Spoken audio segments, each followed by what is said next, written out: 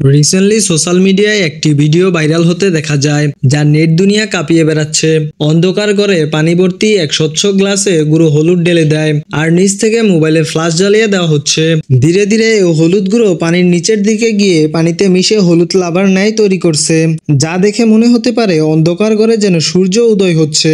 এই ট্রেন্ডিংটির নাম দেওয়া হয় টিঙ্কারবেল টার্মারিক ট্রেন্ড। সবার মনে প্রশ্ন জাগতেই পারে, হঠাৎ করে কেন এই ট্রেন্ড শুরু হলো।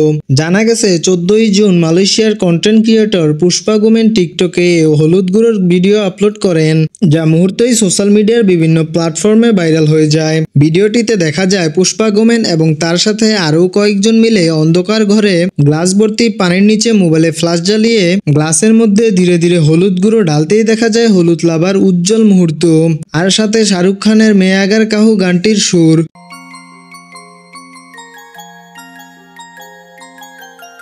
সেই থেকে এই ভিডিওটি ভাইরাল এবং শুরু হয়েছে ট্রেন্ড।